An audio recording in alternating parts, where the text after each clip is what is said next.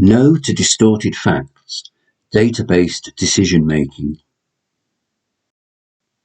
This topic will focus on ways of using data as therapy, factfulness, based on the research of H. Rosling et al. The following will be analysed: gaps in decision-making and ways to correct them, as well as strategies for critical evaluation of information and data. So what is the problematic situation? The human brain is the product of millions of years of evolution, and the instincts that helped the small hunter-gatherer groups of our ancestors survive are an integral part of us. Our brain makes decisions instantaneously, which helps us avoid lurking dangers. We love rumours and dramatic stories that were once the only source of news or useful information.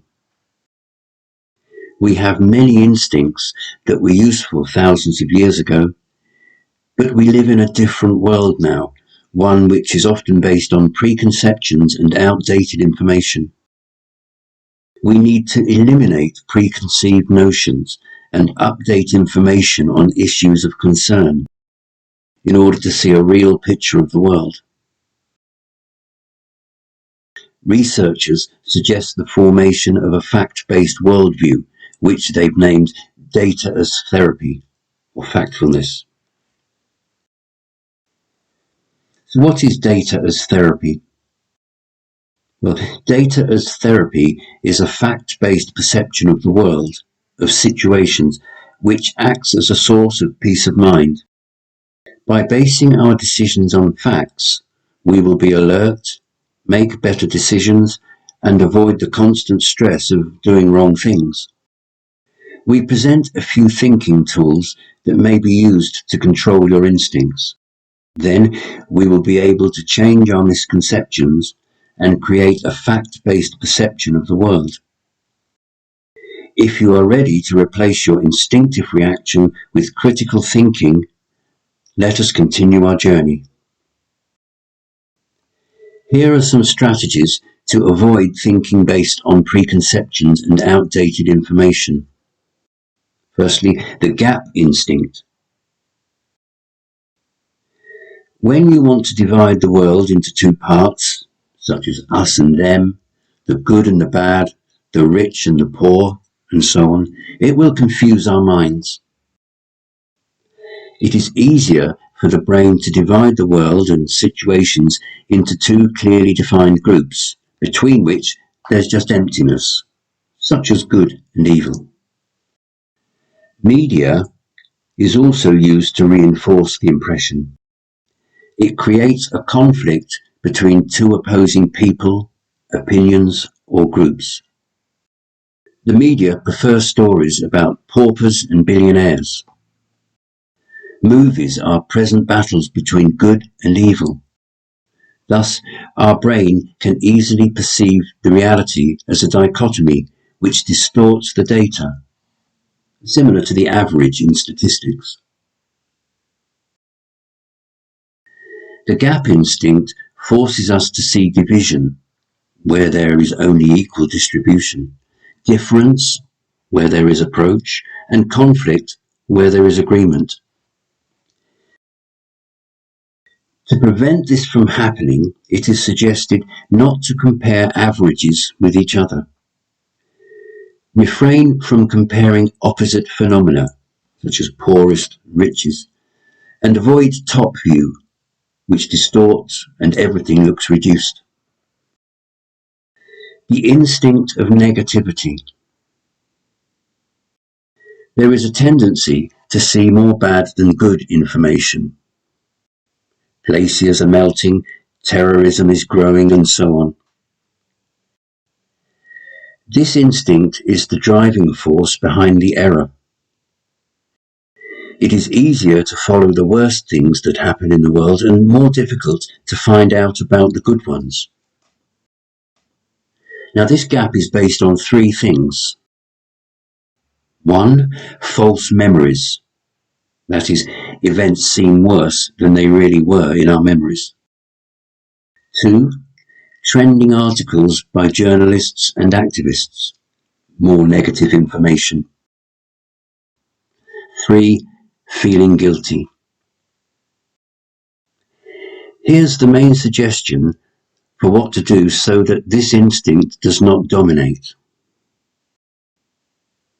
Recognize negative news, that they only show it, and the fact that the situation might be improving, which is mostly immaterial afterwards. Instinct of the fear.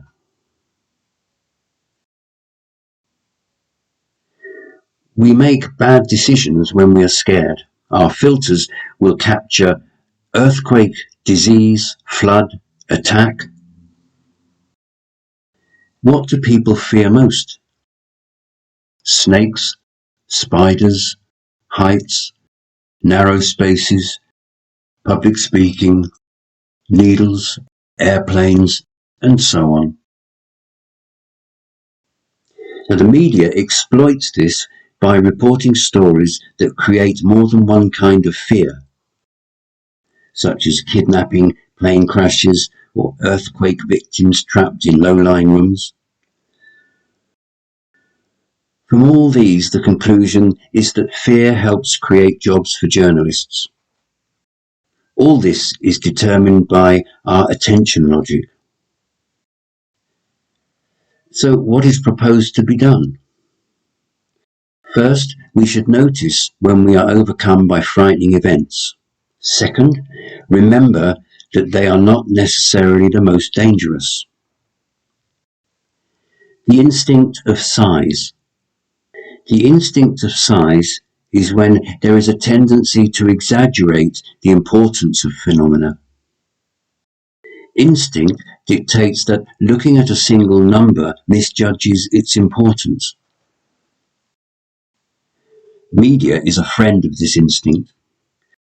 Magnitude focuses our limited attention and resources onto single things. Now, there are 3 options to handling these situations. First, compare. Avoid single numbers. A single number is not valuable by itself.